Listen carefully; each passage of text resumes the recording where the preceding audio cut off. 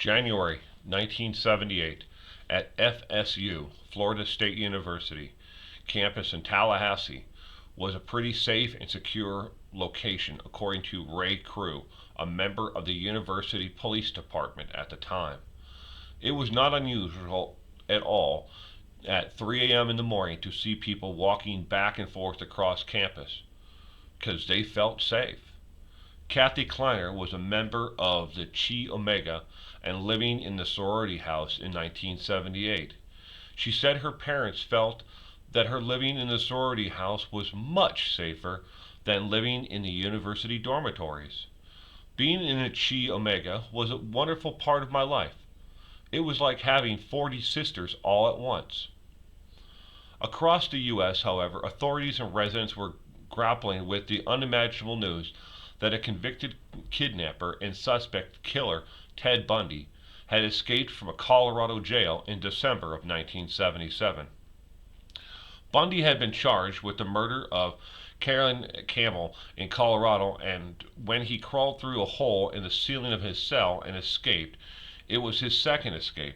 Previously, he had jumped from a courthouse second-story window and had been on the lam for 4 days in June of 1977. This time, though, Bundy got a lot further, eventually ending up in northern Florida. He took a flight to Chicago, took an Amtrak train to Ann Arbor, Michigan, drove south to Atlanta, and then hopped on a Trailways bus to Tallahassee. Detectives said he's going to kill again. It's not a matter of time. We don't know where or when, but he will kill again. The Chi Omega house in the early morning hours of January 15, 1978, sometime between 3 a.m. and 3:15 a.m., an intruder, later identified as Bundy, broke into the Chi Omega house carrying what is believed to be some sort of wooden club. Cruz was on routine patrol that morning with his partner. They were a mere 2 blocks away from the sorority house when the call came in over the radio. He said so. The officers drove over to the Chi Omega house. As I stepped into the house, girls were yelling, "Upstairs, upstairs," and there was a lot of crying. At the top of the stairs was a girl named Karen Chandler who was on the floor on her knees, bleeding quite badly from a head injury, he said. Chandler later said, "I don't know what happened, pretty much. Every bone in her face had been broken. She also had a broken arm." I asked her, Chandler, "You know what happened?" She said, "No, I don't know what happened. I heard a loud banging noise, and what would happen after that is kind of foggy." She made mention about her roommate Kathy Kleiner, Cruz said. When they entered Chandler's room and found Kleiner, her jaw was actually hanging off on one side, he said. It was only one hinge was still attached. She was totally incoherent and in shock. Kleiner said she remembers lying in her bed and trying to talk, to say something, or just scream, but she just couldn't. My jaw was broken in 3 places. The 2 women had actually brutally been beaten by Bundy before he fled. Chandler and Kleiner had not been Bundy's only victims in the Chi Omega house. He had beaten and strangled Margaret Bowman and Lisa Levy to death, and there was a bite mark on Levy. Debbie Cincerelli lived on one side of the house that Bundy next entered.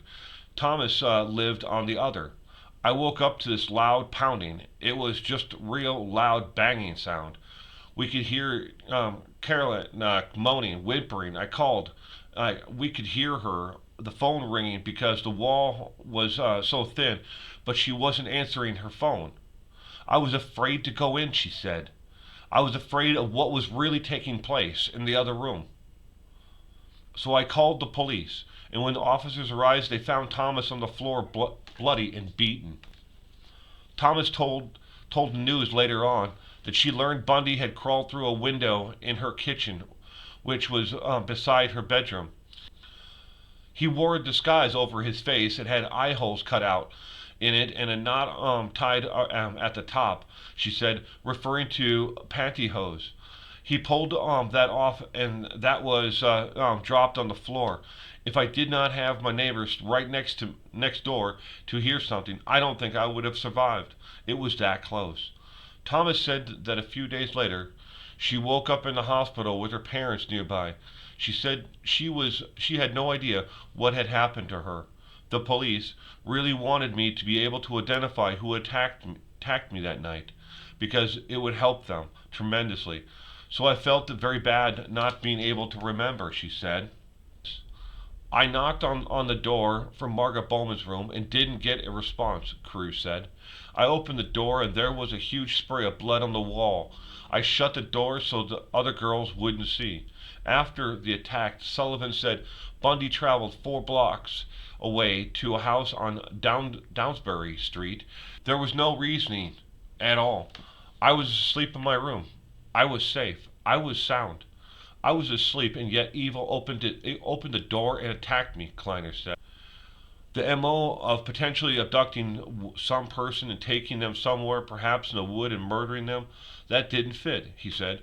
What we had was fresh murders in a house, so I was somewhat dismissive.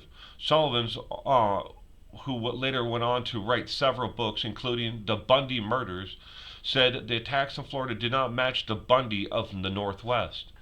If you were here to hear the attack and were familiar with Bundy's crimes in Utah, Colorado, Washington State, and Oregon, you wouldn't think it was the same person. It was a frenzy, he said. 3 weeks after the Chi Omega attacks, Bundy abducted a 12-year-old girl, Kimberly Leach, outside of her junior high school in Lake City, Florida. Bundy murdered the young girl and left her body near Shawnee State Park. Kimberly is believed to have been his last victim. In February of 1978, Bundy apprehended by chance when a Pensacola, Florida officer noticed a suspicious car loitering late at night. Bundy pretended he was someone else and showed the officer a stolen driver's license. The car had stolen plates, and Bundy was in possession of stolen credit cards. After 2 days in custody, Bundy finally revealed his true identity. Detectives started to wonder whether Bundy was connected to the vicious attacks at the Chi Omega sorority house that left Bowman and Levy dead and 2 sorority sisters badly injured. After his arrest, reporters learned that Bundy was on the FBI's 10 most wanted list and sought for questioning in more than 30 murders.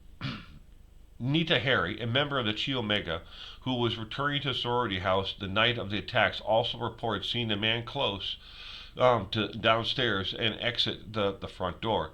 She was able to give a good, strong description, said Larry Simpson, lead prosecutor in the Chi Omega trial. Nita Harry did meet with an artist who drew a sketch of a person that she saw leaving the Chi Omega house. It looked kind of like Bundy, but the forensic evidence did not match up to Bundy's known MO. Bundy was charged with an incident with 2 counts of first-degree murder and 3 counts of attempted murder.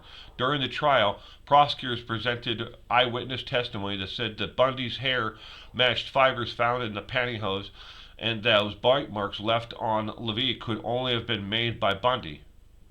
Prosecutor Larry Simpson told ABC News, I think the bite mark itself is an indication of a primal rage that Mr. Bundy must have in and at the time that he committed those murders. I was just in total. It was just a total homicidal rage. I thought a lot about the parents of the girls who were killed during the prosecution of this case. It's one of those things that kept me going. He said on July 24th, 1979, Bundy was convicted and sentenced to death for the murders of Bowman, Levy, and the attempted murders of Chandler, Kleiner, and Thomas. Then in 1980 in Orlando, Bundy stood trial for kidnapping murder of Kimberly Leach. The evidence against Bundy in the Leach case ranged from eyewitness testimony to fibers to the hotel receipt from Lake City, according to prosecutors in the case, Bob Deckel. Bundy was convicted again and sentenced to death. On January 24, 1989, Bundy was executed by electric chair in Florida State Prison for Kimberly Leach's murder. Days before his execution, Bundy confessed on tape to the authorities of 30 murders in California, Oregon, Washington, Idaho, Utah, Colorado, and Florida between 1973 and 1978. Authorities, however, suspected he may have killed more, as many as 100. Bundy would drop several hints immediately during after the recorders were turned off that he may have killed a lot more, but they would have to come back to meet with him. Knowing full well that his execution date was set forth, Bundy kept on wanting to ask for the officers to come back so he could talk some more, but they never returned. Kleiner recalled her feelings immediately after the execution.